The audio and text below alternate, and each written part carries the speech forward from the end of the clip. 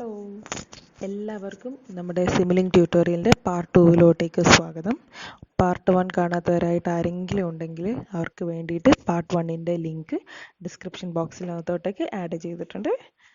കാണാത്തവർ അതൊന്ന് പോയി കാണാം. ഇന്ന് നമ്മൾ സിമുലിങ്കിലൊരു വളരെ സിമ്പിളായിട്ടുള്ളൊരു മോഡൽ തന്നെയാണ് ചെയ്യാൻ ഉദ്ദേശിക്കുന്നത്.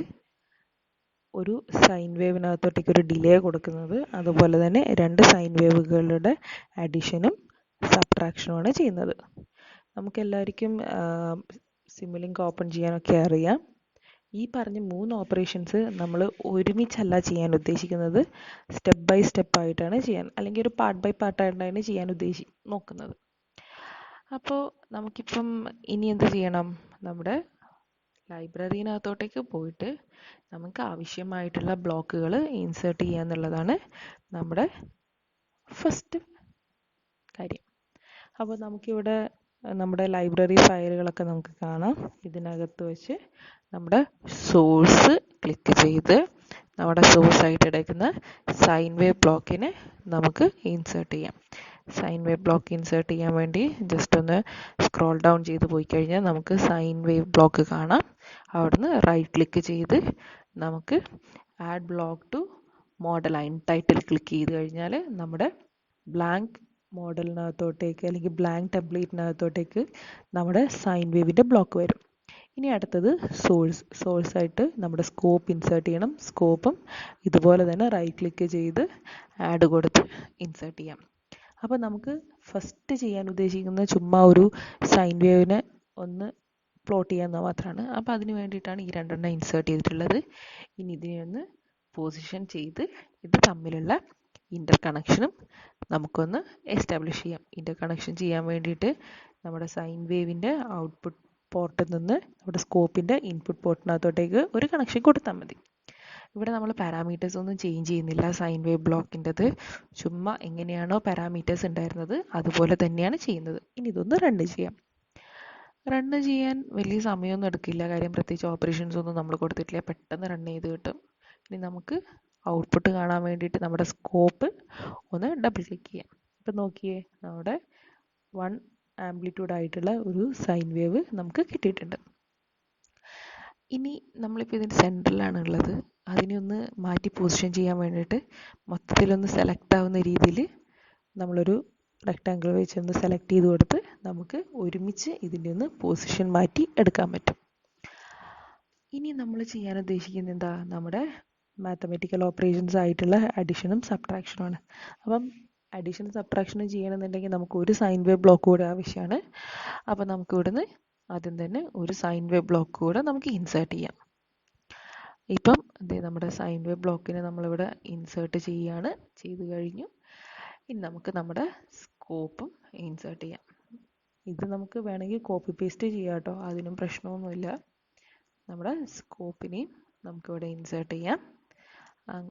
അടുത്തത് വേണ്ടത് നമ്മുടെ മാത്തമാറ്റിക്കൽ ഓപ്പറേഷൻസ് എന്ന് പറയുന്ന ലൈബ്രറിനകത്തോട്ടേക്ക് കയറി ആഡ് എന്ന് പറയുന്ന ബ്ലോക്ക് ഇൻസേർട്ട് ചെയ്യാം. അഡീഷൻ ഓപ്പറേഷൻ ചെയ്യാൻ വേണ്ടിയിട്ടാണ് നമ്മൾ ആഡ് എന്ന് പറയുന്ന ബ്ലോക്ക് യൂസ് ചെയ്യുന്നത്. ഇനി കുറച്ച് താഴോട്ടേക്ക് വന്നു കഴിഞ്ഞാൽ നമുക്ക് സബ്ട്രാക്ട് എന്ന് പറയുന്ന ബ്ലോക്ക് കാണാം. ഈ പറയുന്ന സബ്ട്രാക്ട് എന്ന ബ്ലോക്കും കൂടെ നമ്മുടെ ഈ ബ്ലാങ്ക് മോഡലിനകത്തോട്ടേക്ക് ഇൻസേർട്ട് ചെയ്യാം. സോ ഇപ്പം നമുക്ക് ആവശ്യമായിട്ടുള്ള ബ്ലോക്കുകളെല്ലാം ഇൻസേർട്ട് ചെയ്ത് കഴിഞ്ഞിട്ടുണ്ട്. ഇനി ഇതിനെ ഒന്ന് റീഅറേഞ്ച് ചെയ്ത് നമുക്ക് ഇവ തമ്മിലുള്ള കണക്ഷൻ ഒന്ന് എസ്റ്റാബ്ലിഷ് ചെയ്ത് കൊടുക്കാം. പക്ഷെ നമ്മളിവിടെ ഓൾറെഡി സൈൻ വേവ് ഒരെണ്ണം ചെയ്തു വെച്ചിട്ടുണ്ടായിരുന്നു, അതിനകത്തൊരു കണക്ഷനും ഉണ്ടായിരുന്നു. അതൊന്ന് റിമൂവ് ചെയ്യാൻ വേണ്ടിയിട്ട് ആ കണക്ഷനൊന്ന് ക്ലിക്ക് ചെയ്ത് ഡിലീറ്റ് ചെയ്താൽ മതി. ഇപ്പം എല്ലാ കണക്ഷൻസും കൊടുത്തു കഴിഞ്ഞു. ഇനി നമുക്കിതൊന്ന് റൺ ചെയ്യാം. റണ്ണ് ചെയ്ത് നോക്കി നമ്മുടെ ഫസ്റ്റത്തെ ആഡ് ബ്ലോക്ക് നോക്കുന്ന സമയത്ത് നമുക്ക് ആംപ്ലിറ്റ്യൂഡ് 2 ഉള്ളൊരു സൈൻ വേവ് ലഭിച്ചിട്ടുണ്ട്. പക്ഷേ നമ്മുടെ സബ്ട്രാക്ട് നോക്കുന്ന സമയത്ത് ഒരു സ്ട്രെയിറ്റ് ലൈൻ ആയിട്ടുള്ള കാര്യം ആംപ്ലിറ്റ്യൂഡ് 2 1 ആയിരുന്നു. അപ്പോൾ അത് ക്യാൻസലായിപ്പോയി. അപ്പോൾ അങ്ങനെ കിട്ടിയിട്ട് കാര്യമില്ലല്ലോ. അപ്പോൾ നമുക്കൊരു പാരാമീറ്റർ ഒന്ന് ചേഞ്ച് ചെയ്ത് നോക്കാം, ഏതെങ്കിലും ഒരെണ്ണത്തിൻ്റെ. ഇവിടെ ഇപ്പോൾ 1 മാറ്റി ഞാനിവിടെ 3 എന്ന് പറഞ്ഞിട്ടാണ് ആംപ്ലിറ്റ്യൂഡ് കൊടുക്കുന്നത്. സോ അത് ഓക്കെ കൊടുത്തു. റണ്ണ് ചെയ്തിട്ട് നമുക്ക് ഔട്ട്പുട്ട് ഒന്നുകൂടെ നോക്കാം. ഇവിടെ നോക്കുമ്പോൾ നമുക്ക് എന്ത് കിട്ടി? 3 - 1 2 ആംപ്ലിറ്റ്യൂഡുള്ള സബ്ട്രാക്ട് ചെയ്ത സിഗ്നലും 3 + 1 4 ആംപ്ലിറ്റ്യൂഡുള്ള ആഡ് ചെയ്തിട്ടുള്ള സിഗ്നലും കിട്ടിയിട്ടുണ്ട്.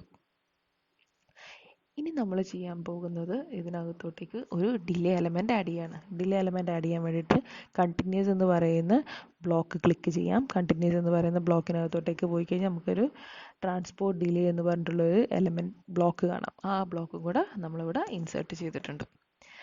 ഇനി നമുക്കതിനെ ഒന്ന് പൊസിഷൻ ചെയ്യാം.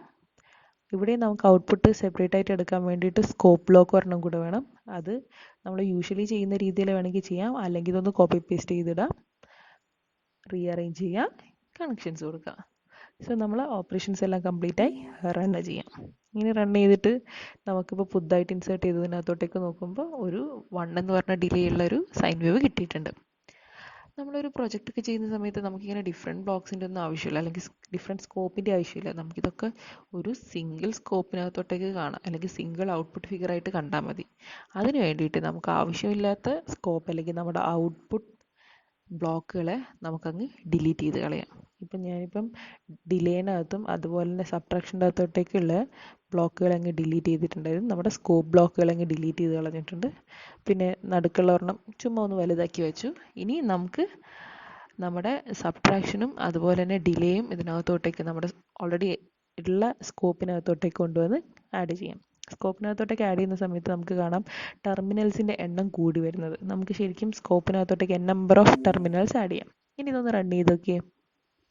റൺ ചെയ്ത് നോക്കുമ്പോഴെന്തായി, നമ്മുടെ ആഡ് ചെയ്ത സിഗ്നൽ, സബ്ട്രാക്ട് ചെയ്ത സിഗ്നൽ, അതുപോലെ തന്നെ നമ്മൾ ഡിലേ കൊടുത്തിട്ടുള്ള സിഗ്നൽസും കിട്ടിയിട്ടുണ്ട്. Thank you.